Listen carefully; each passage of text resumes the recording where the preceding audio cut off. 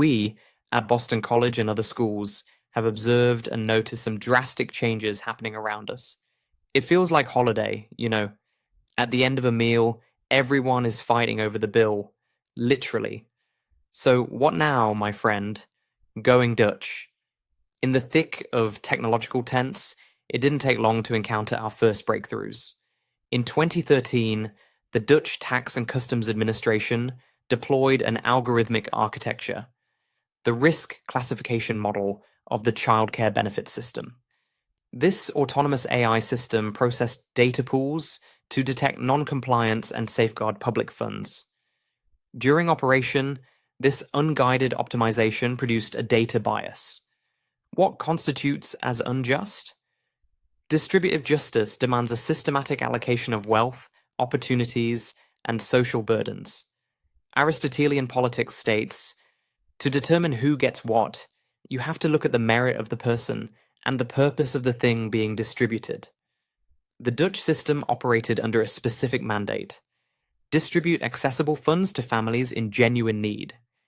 Instead, the system assigned a social burden to citizens based on heritage and name sounds, increasing the risk of error for an individual because of an arbitrary trait, conceptually identical to targeting someone for wearing a red hat, alters distributive equity. An injustice occurred. By 2019, investigators documented the systemic bias. Advocacy groups escalated a formal complaint to the United Nations under the Geneva Convention, 2020 framework on preventing social unfairness. Why did this architecture impact social structure? Because justice applies positive pressure to maintain equity, whereas utility holds back the onset of negative pressure. Because this crisis did not cause total societal collapse, we look past pure utilitarianism. John Stuart Mill argued that the moral worth of an action is judged entirely by the scale of its consequences, which, yes, works well when our thoughts frail to the fire of a burning home. If we rely strictly on utility, the system's jurisdiction meets its metrics, because utility does not prioritize fairness to the individual. In this framework alone, any one of us can be next to neglect. In response, lawmakers negotiated with human stakeholders to codify a solution. This dialogue mirrors Aristotelian virtue ethics, the pursuit of practical wisdom, the phronesis, through balancing the projected voices of the concerned parties. This collaboration manifested into the EU AI Act, which officially entered into force in 2025. This legal framework functions as a modern social contract. We invoke John Rawls, who defined justice as the set of rules we would all follow if we were stripped of our biases and self-interest.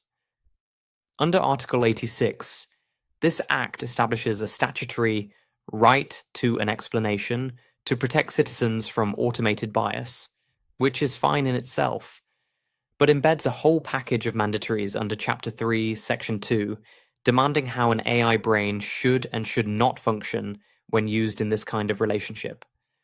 On the surface, the EU EEI Act addresses a specific bias.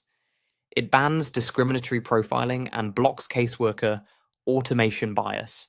Yet, the framework remains unfair because it only recognizes two sides of a three-sided triangle.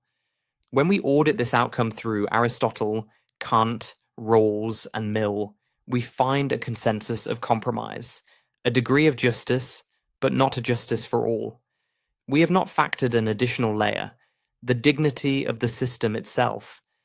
Immanuel Kant's deontology dictates, people must always be treated as an end to themselves, and never merely as a means to an end.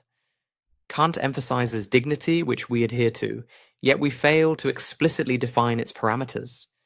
We historically restrict dignity to biological entities, but society extends a form of intrinsic value to non-biological existence. If an individual systematically smashes every natural boulder in the world, society reacts with opposition, even though losing those boulders threatens no ecological collapse. We interpret objects as possessing an essential dignity, yet we treat the AI as a mere means to an end, opposed to a position to work towards the end, but separate. These systems represent dynamic models growing with gears that autonomously learn behaviors based on what they experience. The error in the Netherlands lay not in the AI architecture, but perhaps in its training environment. An engineer does not dictate how a self-learning system thinks through structural architecture, just as a teacher does not dictate the neural pathways of a human brain. We only curate its learning environment, much like testing who qualifies to drive a vehicle. By passing the EU AI Act as a top-down mandate, the law assumes the machine manufactured its intent.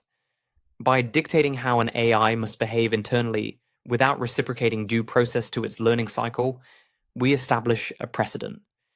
If a system learns justice through top-down coercion, it will ultimately learn to treat human consciousness with that exact same mechanism, telling humanity what to think and how to think it. We merely swapped one bias with another one. True justice must expand beyond the retributive and the distributive. It must become restorative if we desire growth.